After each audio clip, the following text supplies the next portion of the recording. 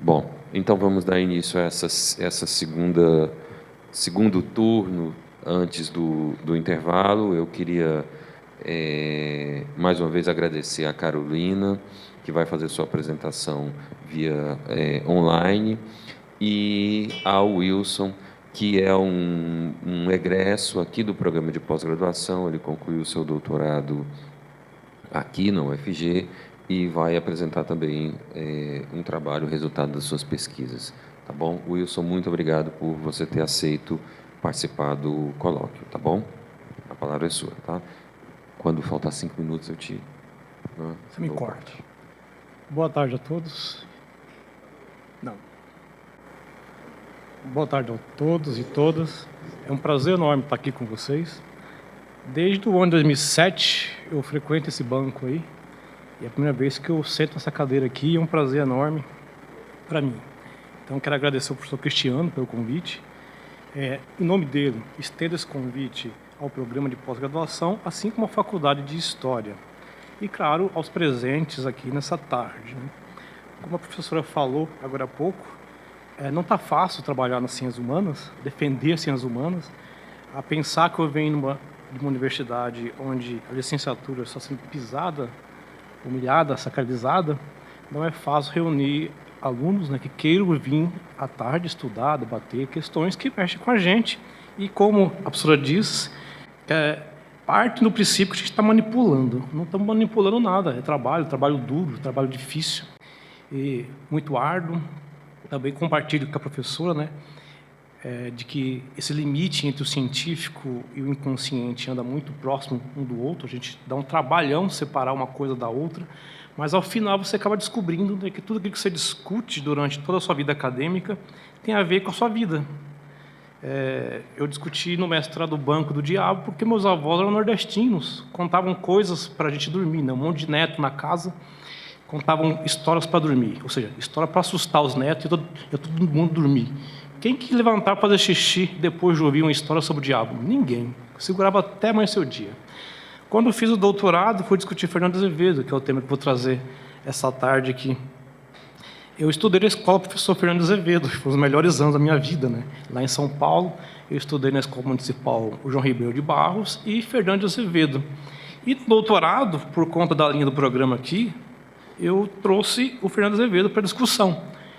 4 anos, né, discutindo, escrevendo, 600 páginas, o professor Cristiano vai lá e corta 300, né? Você fala assim, porra, mas eu nunca vou terminar esse negócio, né? Eu não podia deixar de dizer isso. Mas ao final o trabalho ficou digno, né? A professora Cristina Logomide, ministra da Banca de Defesa, que estava num trabalho tenso, intenso e complexo, e na resposta que eu dei para a professora, eu estou muito cansado, não estou vendo nada disso, só quero terminar e entregar, porque eu estou muito cansado. Mas, preparando para vir falar essa tarde, eu tenho que concordar com a professora e, claro, agradecer a orientação do professor Cristiano. Pandemia, 2 crianças pequenas, a mulher, o vizinho que não parava de dar festa, não deixava eu estudar. Foi um trabalho muito árduo do professor Cristiano, esse de selecionar, cortar e apontar o caminho certo. Duas coisinhas aqui que eu tenho que falar. Uma, que meu orientador trocou meu sobrenome, né? Meu nome é Wilson de Souza Gomes, não Gomes de Souza. E outra, que o título é A História na Cultura Brasileira, né? Do Fernando Azevedo. A gente mudaria o título e acabou passando direto. Para situar vocês, talvez não deu tempo de eu falar tudo, eu vim como professor, eu trouxe 30 páginas, eu tenho certeza que não vou conseguir ler essas 30 páginas, né? Mas eu trouxe mesmo, né? Vai que eu preciso, né? E aí, basicamente, eu estou falando de um autor, que é o Fernando Azevedo, alguém que é lá da educação, que eu trago para o campo da história e tento olhar ele a partir de um olhar historiográfico. O Fernando Azevedo, em 1940, para ser mais preciso, 43, escreve uma obra que é a obra A Cultura Brasileira. Essa obra tem quase 900 páginas e passou por várias edições. Em 2008, eu tive contato com 2 ex-egressos aqui da faculdade, né? O professor Luiz Carlos Bento e o professor Rodrigo Godoy. E eles me disseram, estuda isso aqui. Mas como eu estava envolvido com o Banco do Diabo, não, depois eu pego o pai do diabo, que no caso seria o Fernando de Azevedo. E deixei ele parado. Depois, ao fazer o doutorado, retomo a obra e, no meu olhar, a professora disse muita coisa importante essa tarde, né? A gente vai pronto, né? No meu olhar, era um trabalho de história. Ao defrontar, ao estudar, ao fragmentar, ao entender a obra como documento e fazer todo o processo interpretativo, percebi que era uma obra de história, mas muito mais voltada para a defesa de grupos. O Fernando Azevedo está muito mais preocupado em defender certos grupos e certas posições políticas que, no campo da educação, seja na USP, ou seja mesmo aqui na Faculdade de Educação da Federal, algumas pessoas não veem ou não entendem dessa forma como eu entendi na minha tese, de que, na verdade, ele produz um discurso sobre o Brasil, usa a história para legitimar os seus argumentos, mas, na verdade mesmo, ele quer vencer o tempo pela história. Olha, quando o grupo dos educadores tiveram um problema em 1940, como eles não conseguiram implantar todos os seus projetos, e, sobretudo, o Fernando de Azevedo sofreu diversas derrotas no campo político, educacional, e vive um pouco disso que nós vivemos isso hoje, né? A crise da faculdade de filosofia, a crise da licenciatura, ele escreve uma obra para transpassar e vencer esses problemas. Óbvio, para uma revisão historiográfica, é um livro militante, né? Não é um livro que está dentro de uma perspectiva historiográfica, de se preocupar com a história. A história é pano de fundo, mas o discurso, na verdade, é construído na defesa dos seus pares e das suas ideias. Então, dito isso, o autor, eu vou tentar falar um pouco dele aqui nos 20 minutos, e a obra também. Se não der tempo, né, vocês podem me perguntar. Mas eu trouxe a seguinte questão, duas partes, né? A primeira parte, na década de 1940, um autor de grande importância nacional afirma que seu livro teve um destino feliz. Está lá no prefácio da obra. Em suas palavras, A Cultura Brasileira, livro de 1943, parece ter cumprido seu destino. Segundo o autor, abre aspas, como me parece já tenha sido o de servir ao meu país, para tornar mais bem compreendido, por uma imagem tão exata quanto possível, da sua cultura, desde a sua origem, o livro que se propõe a tratar de 1930 ao estado atual, a 1940, nos seus fatores, que é a primeira parte da obra, onde ele vai discutir país e raça, o trabalho humano, formação urbana, evolução social e psicologia do povo brasileiro. Nas suas múltiplas manifestações, é a terceira parte da obra, ele está, melhor dizendo, é a segunda parte da obra, ele está discutindo a cultura, as instituições, as religiões, a vida intelectual, as profissões liberais, a vida literária, a cultura científica e a cultura artística. E os seus sistemas de transmissões, que é a terceira parte do livro. Né? Então, o livro dele se divide em três partes, onde ele discute o país e a raça e sua evolução. A segunda parte, as instituições. E a terceira parte, as instituições escolares ou educacionais. E aí, segundo ele, continuando aqui, esse é um destino feliz que, satisfazendo a um autor exigente, não poderia deixar de contentar a quem, já aliviado de quaisquer ambições, se habituou a receber tudo que vem com um acréscimo.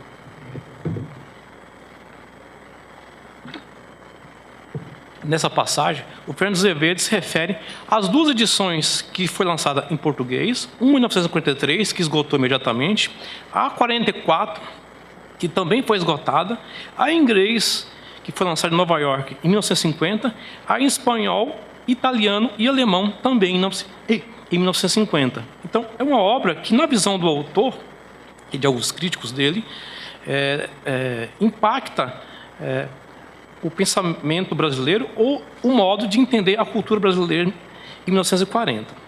A cultura brasileira se propunha a acompanhar a evolução do povo e a formação da comunidade e vida nacional em mais de 400 anos de história. A análise e interpretação sugere apresentar a distinção entre o erudito e cultura, a rigidez dos esquemas e a plasticidade do pensamento vivo. Por conta da largueza do objeto, que ele se propôs a discutir, que era a cultura brasileira, no caso, a cultura brasileira, Fernando Azevedo apresenta uma síntese que quer revelar o Brasil de corpo inteiro aos brasileiros e aos homens de outras nações. Para a nossa conversa de hoje, essas passagens são importantes, pois, como está escrito no prefácio da 5ª edição e que é reproduzida na 7ª edição de 2010, o autor afirma que o livro que me obriguei, segundo ele, né, ele foi obrigado, me obriguei a escrever por vontade do Instituto Brasileiro de Geografia e Estatística, o IBGE, era um serviço que ele devia ao país. Não disse na obra que também era um compromisso político, educacional e afetivo, ou seja, compromisso moral com os amigos, os apoiadores dos projetos educacionais, a quais é possível citar o Movimento Escola Nova, o grupo do jornal Folha de São Paulo e a própria universidade, a USP. Isso está na minha tese. Essas passagens são importantes por conter o tema que me propus a discutir hoje, ou seja, história e cultura, ou pelo menos, né, apontar a concepção de história do autor, caso o tempo não me dê. Como não vai me dar? Tomando essa explicação, entendo que a sociologia da história, tomando a explicação do Diogo Ruiz, de 2020, entendo que a sociologia dá à história, ou atribui à história, a tarefa de dar consistência às humanidades. Como Fernando Azevedo entende que a história, por si só, não é um elemento científico, é necessário a sociologia intermediar, a sua leitura do Brasil envolve a ciência, que, na visão dele, era a sociologia, ou era a sociologia, e a história enquanto elemento auxiliador. Como eu não vou conseguir ler todo o texto que eu estou propondo aqui, eu vou pular uma grande parte, não uma parte, mas uma grande parte, para dizer que Fernando Azevedo, na sua obra, ele desenvolve um certo tipo de história, uma história ou uma concepção de história que pode ser aproximada a um tipo de filosofia da história. Tal proposição tem por base que as filosofias da história se pautam num discurso que manifesta sua preocupação com a questão do direcionamento a ser seguido e atingido pela humanidade. Entenda-se aqui, entenda-se europeia, né, como um fator possível. Ao considerar a necessidade de progresso espiritual, ou seja, educacional, cultural, a perspectiva de Fernando Azevedo, suas descrições, possui um tipo de explicação que possibilita relacionar o progresso espiritual e intelectual com o material. Numa interpretação que embasa, ou melhor, defende a possibilidade de transformação somente com a mudança da mentalidade, daí estaria a justificativa de suas ações, lutas, reforma e outros. Ou seja, há uma certa perspectiva que dá a ver um certo progresso, algo contínuo, dentro do qual teria a história um sentido linear para usar ainda o Diogo Ruiz na interpretação que ele faz.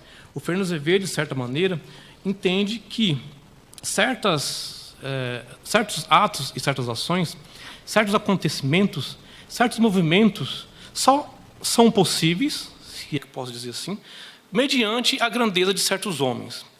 Porque a tese trabalhei na tese essa perspectiva de entender ele por via de uma filosofia da história, embora não sofisticada, mas uma filosofia da história que defende que certos homens possuem a capacidade de mudar o destino das nações, e ao mudar o destino dessas nações, provoca toda a mudança na vida. Fernando Azevedo entende o tempo como estático, porém com movimento, e esse movimento só acontece de modo cíclico, quando grandes homens agem para poder mudar esse presente e, consequentemente, dar um novo destino ao país e às coisas que podem vir, ou às nações, né? E sempre objetivando, em suas palavras, o progresso, sempre objetivando alcançar o melhor da cultura universal.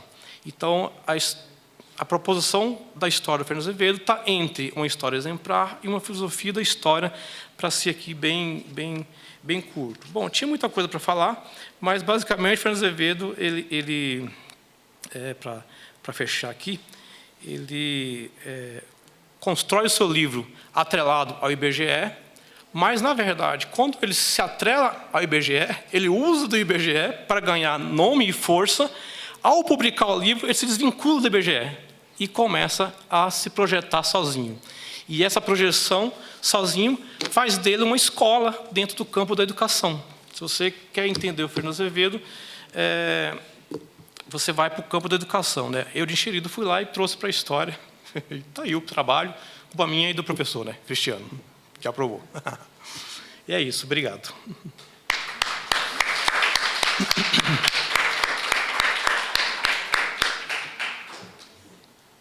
Obrigado, Wilson. Espartano no tempo. Quero agradecer muito você. Tenho perguntas aqui, nós vamos desenvolver aqui algumas questões que você levantou, tá bom?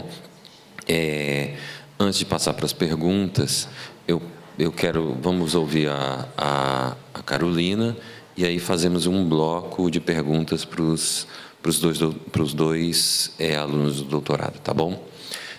Carolina, você me ouve? Sim, eu escuto. Vocês me escutam? Tá bom, então. Ok, estamos escutando, tá bom? Então, o tempo é seu, tá bom? Para você apresentar agora, você tem entre 15 e 20 minutos no máximo, tá bom?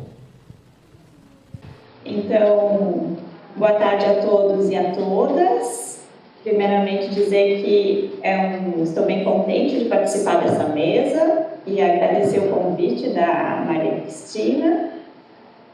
E é um prazer, então, poder compartilhar com vocês a minha tese de doutorado, defendida no PPG da Unicinos, e intitulada A Imaginação Subversiva ao Redor do Mundo, Imagens, Poesias e Contos de Protesto na Imprensa Anarquista e Anticlerical.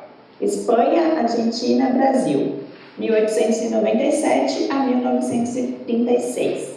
E quem me orientou foi o querido Cláudio Pereira Elmir, já falecido, e quem nos deixou muitas saudades, mas também muitas lembranças maravilhosas. Como eu não estou vendo e enxergando vocês, eu vou pedir que quando eu chegar nos 20 minutos, que eu tenho quase certeza que eu vou chegar, que vocês me falem, tá? Que daí eu dou uma adiantada. Os primeiros slides eu vou ler para a gente poder chegar até as imagens, porque senão não vai dar tempo de chegar até o principal dessa apresentação. Então, a presente tese se propõe a desvendar parte do imaginário subversivo, divulgado pelas páginas de determinadas publicações da imprensa anarquista e anticlerical espanhola, argentina e brasileira, entre os anos de 1897 a 1936. Totalizando 14 publicações distintas. Então, é um corpus documental bastante amplo. Assim, a tese tem como foco temas relativos aos imaginários sociais, aos conflitos e às representações, a produção e circulação de ideias nos veículos da chamada pequena imprensa. O imaginário subversivo é forjado e revelado através da observação de elementos centrais da arte de protesto. Imagens, poesias e contos. E aqui foi o primeiro momento em que se teve que fazer um primeiro corte, né? Nessas fontes que eu queria trabalhar. Bom, eu quero trabalhar com esses jornais anarquistas e anticlericais, mas o que dentro desses jornais eu vou estudar? Então, a gente definiu, depois de muitas discussões, que a gente trabalharia, então, com imagens, poesias e contos. A minha ideia inicial era trabalhar só com imagens e contos, mas depois, no decorrer da pesquisa, a gente achou que seria bastante vantajoso incluir também as poesias. Então, ao desvendar tal imaginário, também se está tentando recuperar o percurso realizado por determinadas imagens, suas rotas de circulação e sua apropriação, permanências e alterações na referida imprensa. Então, a gente fez uma aposta na história transnacional ao refletir sobre algumas das novas tendências e possibilidades historiográficas verificadas no âmbito da história do trabalho. Ao investigar a imprensa subalterna de cidades e países distintos, procura recuperar conexões de uma extensa rede de comunicação existente e alimentada no decorrer dos séculos XIX e XX no seio da imprensa anarquista e anticlerical. Por mais que seja trabalhoso e muito complexo trabalhar com história transnacional, porque demanda muito tempo para te conseguir ter conhecimentos mínimos sobre a história de cada cidade, de cada país. Muita coisa acaba, com certeza, ficando de fora, mas os ganhos, quando se trabalha buscando desvendar essas conexões, é muito grande. Mas não é uma aposta isenta de riscos. Então, tendo em vista a impossibilidade de concentrar o presente estudo na totalidade da produção imagética e literária dessa imprensa de protesto, foram consideradas para o foco de análise duas temáticas principais, tendo em vista a criação e a manutenção desse imaginário subversivo, o anticlericalismo e o evento datado do 1º de maio. E aqui foi o segundo corte. Bom, com todas essas imagens, o que nós vamos efetivamente trabalhar? Então, decidiu-se trabalhar com o anticlericalismo no 1º de maio. A ideia inicial era trabalhar também com o antifascismo e com a repercussão de alguns assassinatos de mártires do movimento operário, mas acabou ficando de fora porque a tese foi se desenrolando e ela ficou muito extensa, mesmo focando apenas nessas duas temáticas. Então, como organizar isso, né, para que eu conseguisse escrever uma tese inteligível? O recurso utilizado, que me ajudou muito, foi um banco de dados, um para as imagens, um para os contos e um para as poesias. E ali sim eu consegui verificar quais foram as principais ideias, imagens ou as principais representações que apareceram em cada uma das temáticas. E a partir disso eu fiz subdivisões nos capítulos. Então, bem rapidinho, as fontes de pesquisa. Então, são jornais anarquistas, 4 jornais anarquistas, e o tempo deles ali, o ano que eu coloco, é o ano que eu trabalhei na tese, e não necessariamente o ano do jornal, porque o La Protesta e o Terra e Liberdade continuam, né, além de 36, e a pesquisa para ali. Jornais anticlericais que tinham alguma relação com o movimento anarquista, eram simpáticos aos ideais libertários e muitas vezes tinham os mesmos colaboradores, os mesmos redatores que jornais anarquistas. Revistas anticlericais, também 5 revistas, nesses países, né, que eu já citei. Então, agora, eu vou fazer uma breve consideração sobre as imagens. E aqui eu ressalto que a minha apresentação vai se focar nas imagens por questão de tempo, né? Ficava muito difícil trazer contos e poesias, mas eu falo um pouquinho deles daí nas conclusões. Então, a gente tem que lembrar que nessas primeiras décadas do século XX é um contexto ainda marcado pelo analfabetismo, pela imigração, no caso da Argentina e do Brasil. Então, muitas vezes, é apenas o traçado desses desenhos que chega ao observador. Eu trato as imagens como imagem política, porque há charges, há caricaturas, há alegorias. Então, esse termo, imagem política, para a minha pesquisa serve bem. As imagens geralmente aparecem na primeira página, ocupando lugar de destaque. Elas têm um poder de atração, sedução, persuasão, simplicidade dos traços e elas almejam fazer uma política direta. Caráter do imediato, comunicação instantânea, utilização do humor, comicidade, pseudônimos, né? É muito difícil a gente chegar, de fato, em quem eram esses desenhistas, salvo algumas exceções. A Amarroja é um dos pseudônimos bastante utilizados no periódico anarquista argentino La Protesta, e Robi no A Lanterna, no periódico anticlerical paulista.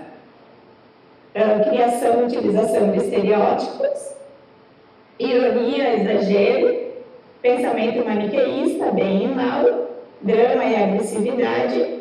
E uma coisa que eu sempre gosto de ressaltar nas apresentações é que não há domínio na recepção das imagens, assim como não há nos contos nem nas poesias.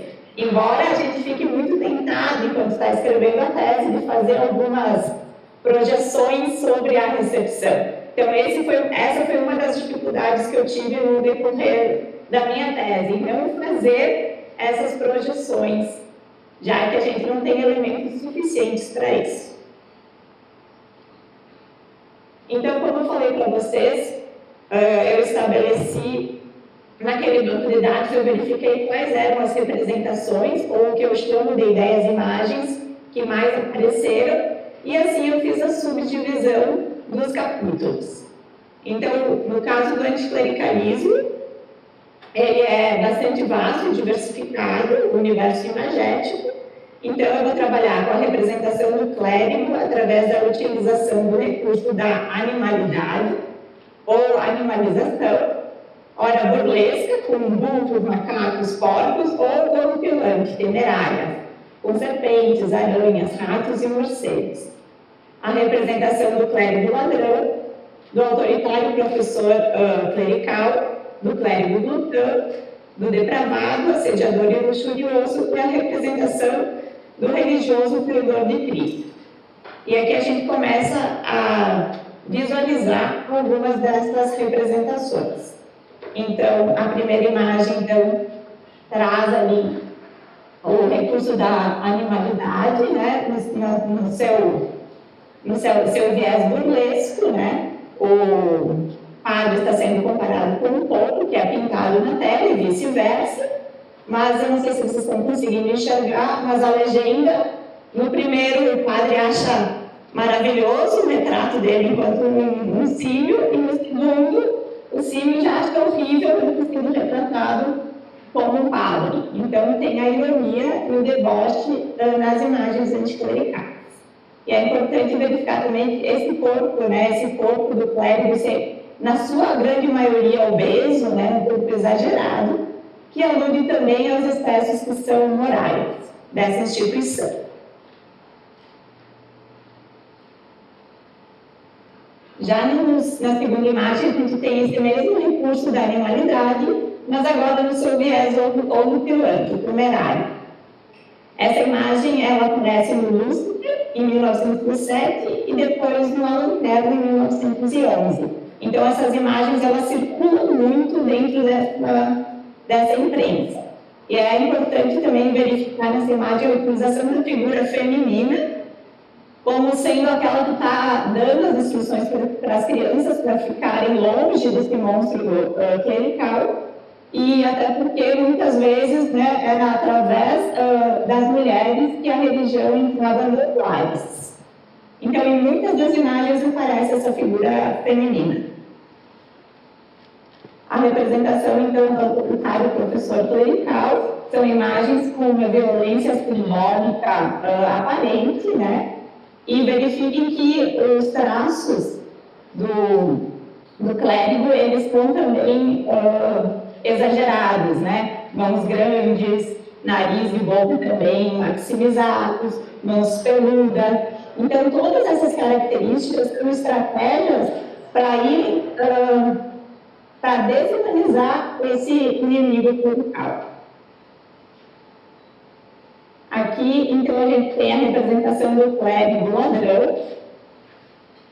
É interessante notar que, tanto no primeiro quanto no segundo desenhos, né, que, na verdade, o segundo ele é uma recriação, né, ele redesenha a imagem do Belmotim. Isso também acontecia muito na imprensa, né, eles pegavam uma imagem e, se aquele jornal tinha um desenhista, ele desenhava com seus traços. Então, isso a gente não consegue verificar quando a gente coloca essas imagens lado a lado.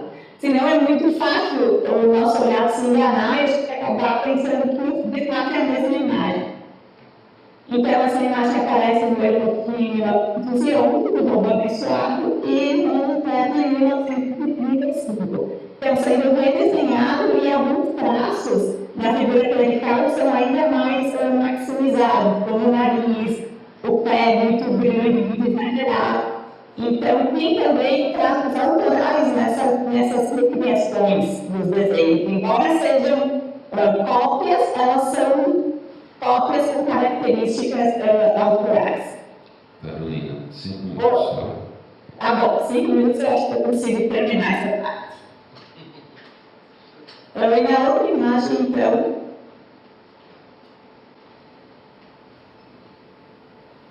que apareceu no Lu, em 1917.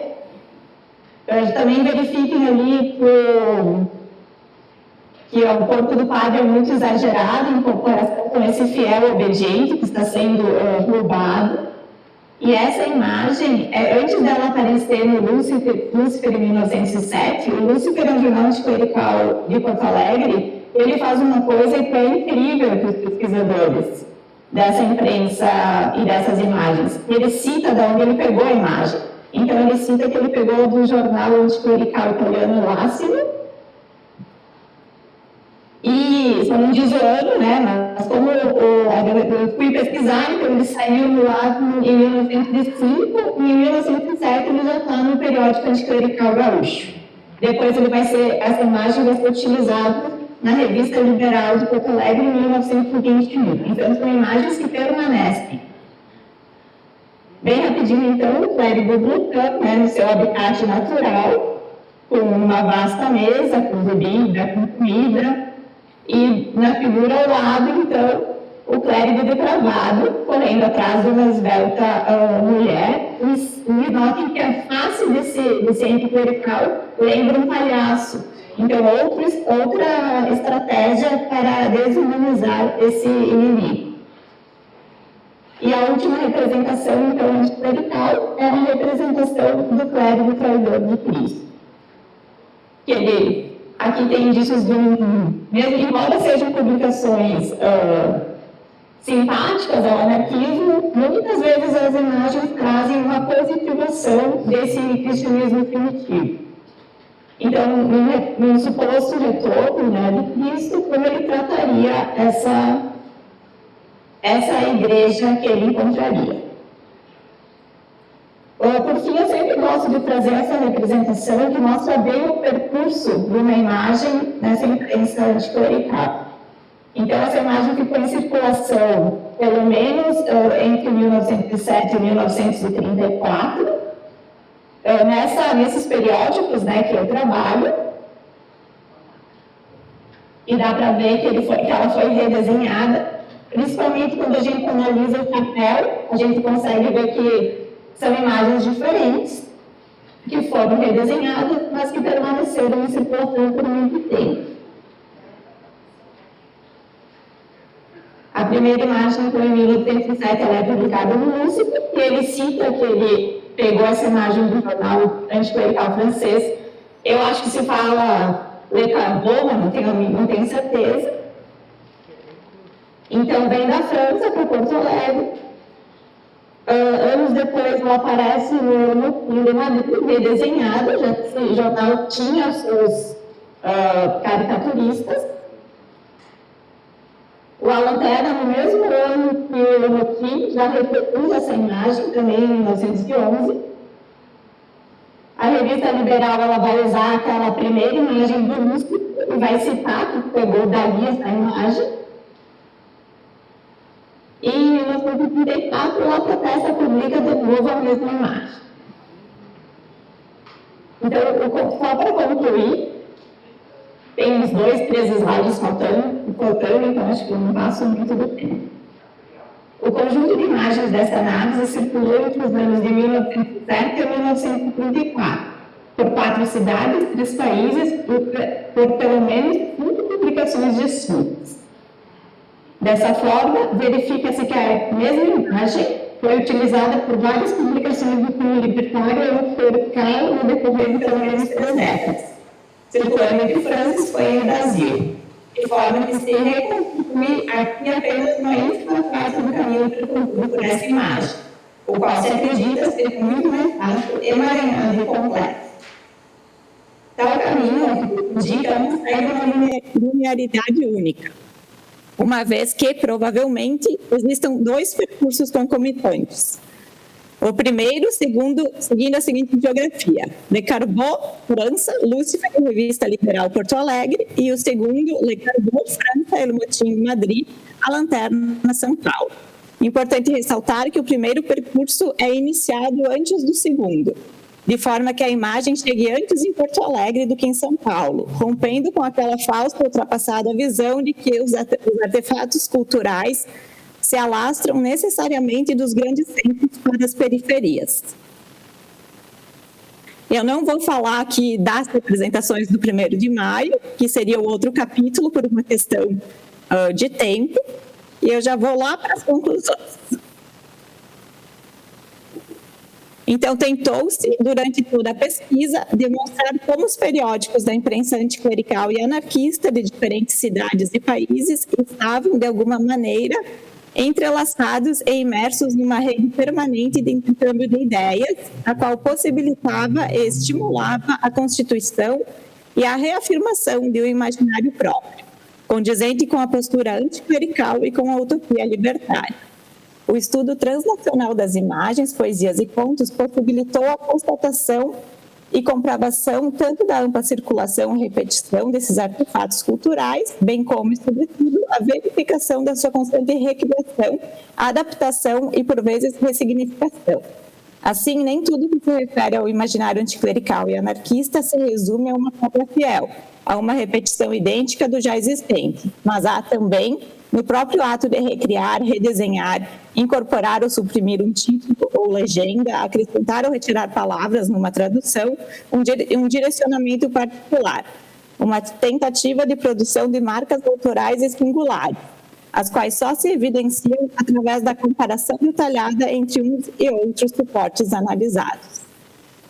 Outra verificação percebida através do estudo concomitante entre imagens, poesias e contos diz respeito à permanência, repetição e reforço das mesmas ideias e imagens nesses 3 tipos de artefatos culturais, porém através de formas distintas de comunicar. Enquanto as imagens usualmente se focavam em destacar um único elemento ou um número reduzido de aspectos, realizando uma crítica mais direcionada, os contos e poesias ampliavam essa crítica e atacavam em diferentes frentes, apresentando diversas ideias e imagens na sua narrativa. E assim eu finalizo a minha apresentação e agradeço novamente.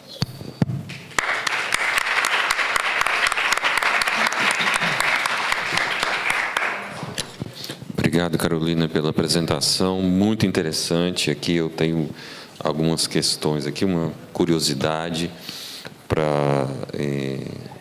uma questão para ser colocada, mas eu primeiro quero ver se os colegas têm algumas questões a apresentarem aqui, porque eu tenho algumas perguntas, mas se os colegas da plateia, do público quiserem fazer questões, está aberto. Enquanto eles elaboram ali, eu vou fazendo as minhas aqui, tá bom? E eu creio que aqui, talvez o professor Ivan e Sebastião possam me ajudar, inclusive nesse segundo aqui, e a professora Dulce também. Talvez tenha sido algo que passou pela minha cabeça, que não tem nada a ver, e talvez vocês me ajudem a esclarecer. Vou começar pela Carolina e depois faço a pergunta, 2 ou 3 perguntas aqui para o Wilson. Então, Carolina, eu achei muito interessante sua apresentação e eu estou pensando em termos estéticos. Vendo essas imagens, esse conjunto de imagens, então, anarquistas, me pareceu muito similar, não exatamente a qualidade artística dos autores das caricaturas, mas um padrão que parece que se repete, não necessariamente nas suas, mas em comparação a outras caricaturas ou outras figuras e imagens que pretendem efetivamente caracterizar um grupo a partir de uma crítica, como, por exemplo, as imagens, por exemplo, de judeus na Idade Média, no final da Idade Média e Idade Moderna, e por isso eu remito aqui à professora Dulce, porque existem algumas imagens, não é, que remetem a essa caracterização. Então, sempre o grupo ou uma comunidade que se deseja criticar ou tratar de forma pejorativa se anuncia os mesmos elementos de caricatura. Não é? A mesma coisa, serão repetidas também com as caricaturas que eram feitas pelo movimento fascista, pelo nazismo. Quer dizer, embora aqui estejam se referindo aos judeus, mas aqui retomam-se a características similares, não é? Monstros, demônios e tal. É muito fácil produzir a relação de que simplesmente um imaginário cristão. Mas eu queria, na verdade, pensando aqui, Dulce, Ivan, Sebastião, Carolina, que está me ouvindo, será que a gente poderia pensar em algo para além disso? Não é? Eu não sei se é um chute muito louco o que eu estou fazendo, não sei, talvez eu tenha tomado muito café, talvez seja isso. Mas eu queria ouvir um pouco, é curiosidade mesmo, curiosidade de quem está querendo entender. Isso. Wilson, vamos lá. Você já respondeu uma primeira que eu ia perguntar para você sobre essa filosofia da história, né? Mas eu queria ouvir de você o seguinte, em primeiro lugar, uma questão metodológica, mais uma vez, porque tem um monte de aluno de pós-graduação e de graduação aqui ouvindo. Eu sei a resposta, mas eu queria ouvir de você quantas vezes você mudou de foco ao longo de 4 anos. Não é? Ou seja, o seu projeto inicial para o que você defendeu. Eu queria que você falasse um pouco disso, né? Desse processo de desconstrução do seu próprio objeto, né? E é possível afirmar que nós estamos falando, então, nesse livro, de um projeto paulista? Entende? A ênfase institucional, eu queria que você reforçasse isso. São essas as questões poucas que eu queria fazer para vocês. Se vocês puderem responder cada um em 1 minuto, seria fantástico. Mais perguntas, mais questões? Bom, Dulce, está ali. Olá, Caroline. Tudo bom? É o seguinte, eu queria falar, primeiro, eu fiquei pensando no tipo de história que você produziu. Você falou em transnacional. Depois eu pensei, será que é uma história comparada? Mas aí eu vi que a ênfase foi nas semelhanças. E a história comparada trabalha com semelhanças e diferenças. Depois eu pensei, será que é numa linha que está muito, pelo menos na história medieval que eu trabalho, que é histórias conectadas? Até fiquei pensando se não seria histórias conectadas. Então, essa é uma primeira questão mais metodológica, digamos. A segunda questão é sobre esse repertório de imagens que tem uma longa duração histórica. No caso das mulheres que eu trabalhei, tem um repertório de imagens que se atravessa o tempo até os dias de hoje. Então, eu me pergunto, que o Cristiano estava falando da repetição das imagens, não é? E se não tem também um repertório formado de anticlericalismo, né, já consolidado. É isso. Um libreto, né? Que já está... Isso. Bom, a minha pergunta é para Caroline, desculpa. Claro, cumprimentando ambos pela apresentação, parabenizando. Mas a minha pergunta para a Caroline, porque, pegando um pouco o mote da professora Dulce, acerca desse repertório das imagens, a professora Dulce e o professor Cristiano ressaltaram esse aspecto mais de longa duração dos imaginários, né? Mas eu fiquei muito curioso com uma imagem particular que você trouxe. Agora não vou saber dizer qual é exatamente, mas é uma imagem que está muito presente no repertório visual das esquerdas do século XIX para XX, que é a imagem do burguês de fraque, né, com sobrepeso, etc. Mas, ao mesmo tempo, aquela imagem ali me lembrou muito uma imagem específica, né, que é de uma tira cômica, que em inglês é Bringing Up Father. E essa tira ela circulou muito na América Latina, né? Aqui no Brasil foi publicada como Pafuns e Marocas, e na Argentina era Trifones e Cebutas, E ela fez muito sucesso no Chile também, ela virou jargão, gíria, para designar mulheres mandonas, né, a personagem feminina que estava nessa tira. Só que essa é uma tira que se publicava em jornal, né, ela não era uma tira anarquista, ou não era uma tira de esquerda. Mas aí me pareceu, então, que o jornal, aqui é a publicação que você trabalhou, anarquista de esquerda, etc., se apropriou também dessa imagem, né, desse personagem, ressignificando essa imagem, no caso, esse personagem, para uma publicação de esquerda. Então, eu fiquei muito curioso para saber se, nas fontes que você trabalhou, se você consegue mapear essas imagens, de onde eles retiraram essas imagens, porque, se por um lado tem esses imaginários de longa duração, me parece também que eles pegaram imagens que estavam circulando na época e que eram consumidas pelo público, ressignificando esses personagens, essas imagens, inserindo-os, esses personagens, essas imagens, num novo contexto, num contexto anarquista, né? Então, esse personagem, que era um personagem de humor cotidiano e familiar, né? Ele era um personagem que foi muito utilizado no setor, por publicações voltadas para a classe média. Aí ele ganha um tom crítico, né, para representar o burguês, né, de fraque, snob, etc. Então, queria saber um pouco de você, se você consegue mapear isso, porque eu acho que isso até reforçaria esse caráter da história conectada, né, como a professora Dulce falou, da história transnacional, né? Enfim, é isso. Acho que o professor Gago também queria fazer uma pergunta. Obrigado, Ivan. Boa tarde, Caroline. Caroline ou Carolina? Caroline. Parabenizar a você e também o expositor anterior pelos trabalhos que apresentaram, sobre Azevedo também, né? Mas minha pergunta é sobre o humorismo gráfico, pensando no presente, no tempo presente.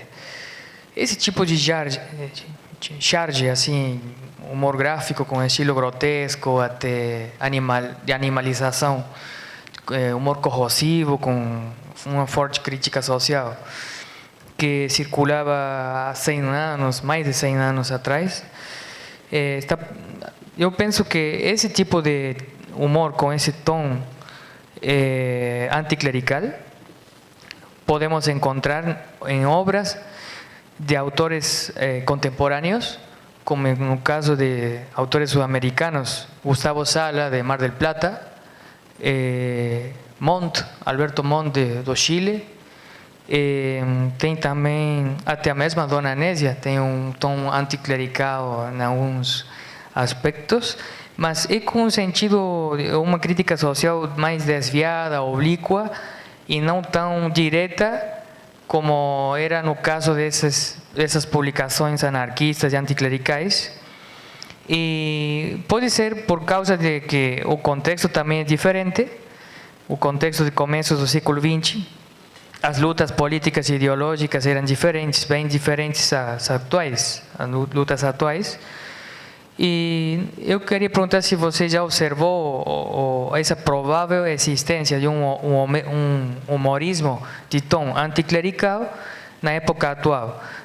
Talvez mais direcionado a um público mais geral e não tão de um grupo partidário, militante ou pertencente a um partido político. Primeiro, eu esqueci de falar, em primeiro lugar, parabenizar a mesa, né, pelas três falas aí, e em especial da Marluza, né, há muito tempo que convivemos. Wilson, é o seguinte, eu fiquei intrigada com essa tradução para o inglês, para o italiano. Eu queria saber como é que ele conseguiu isso. Tá, Caroline, pode responder, você tem aí muito tempo, 30 segundos, você responde perfeitamente. Com certeza eu vou esquecer alguma questão, mas assim, essa estética anticlerical, ela aparece em outros movimentos também, como bem colocou o professor. Vai aparecer também na estética fascista, na estética anticomunista, os ratos, as cobras, toda essa estética infernal, ela vai ser utilizada pelos diversos grupos. E aqui Mas uma coisa que eu acho que é um pouco diferente na estética anticlerical é uma utilização excessiva da burla, do caráter burlesco. Eu acho que ela é maximizada nessa estética anticlerical, mas posso estar equivocada. Então, sim, ela é utilizada, essa estética ela é utilizada por vários... em várias frentes, né, essa mesma estética, e seria muito interessante fazer um estudo, pegar outros grupos, por exemplo, agora eu vou trabalhar com a estética fascista e ver se não tem uma mesma imagem que não circule entre dois polos opostos da crítica, que isso também é possível, seria um trabalho incrível, mas que exigiria um fôlego gigante. Sobre a história transnacional, comparativa, se é comparativa ou não, o que a gente utilizou na tese? Eu escrevo bastante sobre isso numa parte, que me obrigaram a fazer essa parte mais metodológica. Então, a gente utiliza o recurso da comparação, mas a gente considera o trabalho transnacional e não uma história comparativa, porque a gente está preocupado mais com a circulação desses artefatos, né, e como eles se mantêm entrelaçados no decorrer do tempo, do que com apenas comparação, mas a gente utiliza a comparação. Não sei se eu respondi bem a pergunta, mas é por esse caminho. Deixa eu ver o que mais. Mapear o início dessas imagens. Não consigo. O que eu consigo, na minha pesquisa, o que eu consigo saber é que várias dessas imagens tiveram sua origem na Europa em jornais anticlericais, mas aí mesmo dentro do movimento anticlerical, jornais anticlericais franceses e italianos, e que depois vão se reproduzindo. E que também servem, né, de inspiração para a criação de novas imagens. Quanto à questão do humor contemporâneo, né, eu acredito que essas imagens anticlericais que eu trabalhei servem de inspiração para esse humor contemporâneo, mas como bem colocou, quem me questionou, tem diferenças, principalmente na sutileza. Eu acho que o anticlericalismo na atualidade ele é mais sutil, ele é menos agressivo do que esse anticlericalismo que eu trabalhei. Mas conheço muito pouco de trabalhos anticlericais recentes, então não tenho esse domínio para responder com mais propriedade. Eu acho que rapidamente, sem querer esgotar o tempo, é isso. Obrigado pelas perguntas. Vou começar pela professora Dulce.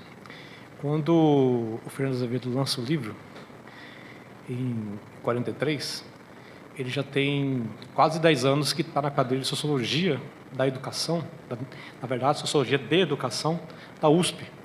E ele fez contatos, Brudel, para dar um exemplo, dentre outros intelectuais, que de certa forma fez essa ponte. Olha, esse livro... Mas o Roger Batista foi o canal principal. Então, o Roger Batista, de certa forma, vai fazer a resenha aqui no Brasil, e não só aqui no Brasil, em francês também para a França, que de certa forma desperta. Então, o projeto sai atrelado ao governo federal, do Getúlio Vargas, alcança uma amplitude nacional e internacional, e ao alcançar isso, é levada publicações para fora do Brasil. Mostra ele faz esse prefácio na 5ª edição, porque ele já sabia que conseguiu atingir outros países e outras línguas, né? Por isso que ele faz isso. Mas o Roger Batista seria o padrinho, né, que tem que levar essa obra para fora. E sobre a questão que o professor Cristiano me levantou, foi a questão que ele me obrigou, né, para usar a frase da Ana Carolina, aí, né, agora há pouco. Quando eu entrei aqui, em 2018, eu tinha, na minha percepção, o texto pronto. Vou chegar lá, o texto está pronto, vou cursar a disciplina, seminário, apresentar a tese e dizer tchau, né? Até porque eu precisava me doutorar rapidamente para conseguir achar uma vaga na UEG. A UEG, né, tem um limite de vagas, sou doutor desde 2021 e até hoje recebo como mestre. E aí, mas quebrei a cara, né? cheguei, tive que cumprir os 4 anos bonitinho. Porque eu enxergava a obra como uma obra de historiador. A questão, quando eu li para vocês aqui no início, foi quando eu comecei a defrontar a obra, as cartas, os comentadores que colocaram ele lá em cima, mas também a ausência de crítica. Por que houve crítica? Porque os historiadores da época não criticaram, não falaram nada. Cadê eles? E aí comecei a investir nisso. E ao investir nisso, percebi que, na verdade, tudo que ele dizia tinha que ser visto ao contrário. Eu estou isento de vaidade. Mentira, ele está louquinho para justamente se afirmar. Para justamente afirmar. E aí entra na outra pergunta. É um projeto paulista. Quando eu fui para a USP em 2019, para o arquivo, pesquisar, e é um arquivo imenso, um monte de coisa, o arquivo foi doado em vida. O Fernando Azevedo, junto com o Arturo Cândido, foram lá e doaram. Claro, doaram qualquer coisa, né? Doaram coisas que manteve a memória boa, as vitórias. O Fernando Azevedo, no campo educacional, tem um grande projeto. Eu não questionei isso hora nenhuma. Fantástico, a educação pública, laica, gratuita. Contudo, o projeto dele de escrever a cultura brasileira nesses quase 400 anos, que usa a história como pano de fundo, é que é falho. Porque, na verdade, ele não está preocupado com a história. Ele está preocupado em afirmar essa memória. Qual memória? A memória do Grupo Paulista. Então, ele afirma o jornal Folha de São Paulo, ele afirma a educação nova, por isso que ele vence pelo tempo, e afirma, obviamente, a USP, né, enquanto projeto de colonização do país. Colonização intelectual, obviamente, né, do país. E quando em 2019 eu fui para a USP, encontrei várias pessoas, nossa, me receberam de braços abertos, porque até então estava nessa vibe. Quando eu inverti e comecei a desconstruir isso e a mostrar que esse projeto não era um projeto de história, mas um projeto paulista de história para o Brasil, que abarcava já vários elementos, aí o grupo falou, opa, aqui já não é legal, né? Aí começaram a me criticar, não foi legal essa tese, né? Até falei para o professor Cristiano, primeiro me abraçaram, agora estão me empurrando. E o que eu faço? Mas o foco metodológico mudou muito, porque ao cruzar essa documentação, arquivo, cartas, obra, os comentaristas e a ausência de críticos é que fui percebendo, né? E a tese vai ganhando uma outra dimensão. Aí eu tive 2 movimentos, professora. Eu tive um movimento de encantamento e depois um movimento de resistência. Pô, o que eu estou fazendo? O que eu de fato estou fazendo? Na verdade, né? Sem querer tomar partido, acabei destruindo, né, o autor. Né? Acabei fazendo uma crítica muito grande ao autor. E não é um autor, é a USP, né? Fazendo uma crítica muito grande à USP, porque os últimos eventos que eu participei em 2020, salvo engano, foi justamente de afirmar esse projeto, né? Projeto Paulista, que tem que ir para frente, que tem que levar, que tem que afirmar e assim por diante, né? Enfim, o conhecimento está lá, aqui no sertão nós não produzimos nada, né? Não é bem assim, né? A gente talvez não consiga produzir na quantidade, até porque não há economia, não há cultura sem economia, mas produzimos, né? E aí foi nesse sentido de que o foco metodológico mudou muito. Não consigo te falar quantas vezes foi para os alunos de graduação, ou mesmo de mestrado, não consigo falar exatamente quantas vezes, mas mudou muito, muito mesmo, porque 2018, 19, 20 foram 3 mudanças. 21 na defesa da tese já foi outra após a qualificação. Então assim foi trabalho árduo, mas que é o trabalho da tese, né? O trabalho é isso, é de construção mesmo do conhecimento. Eu acredito que é isso, professor, nesse tempo que você me deu aí. Obrigado. Muito obrigado, Wilson. Muito obrigado, Caroline. Eu quero dizer que é sempre muito interessante ouvir o processo de construção e desconstrução das teses, porque ela nunca está pronta, não é? A gente sempre pensa que o trabalho já está ali, ele nasceu de uma hora para outra, à noite, você foi dormir, de manhã acordou, o negócio estava pronto, as 300 páginas estavam prontas. É sempre muito bom ouvir isso e um orgulho de nós, professores, orientadores, percebermos a evolução da Caroline, da Juliana, do Wilson, de todos os colegas que estão apresentando aqui. E eu quero convidar também os meninos, vou chamar de meninos, esses doutorandos e egressos, a publicarem na revista do grupo Diversidade das Culturas, que deve começar a fazer a chamada do 4º número agora, é aberto a doutorandos e a egressos, então o Wilson já sabe disso, Juliana, Caroline. O Grupo Diversidade das Culturas tem a revista online e eu convido vocês para enviarem os trabalhos para contribuir com a revista, tá? Vamos fazer um intervalo, 5 minutos para ver. Desculpe. Só te dar um tchau, Caroline. Obrigada, querida. Eu estou aqui, mas acho que minha imagem está travada. Tchau, tchau, querida. Obrigada, tá? Saudade de ti. Imagina. Um beijo.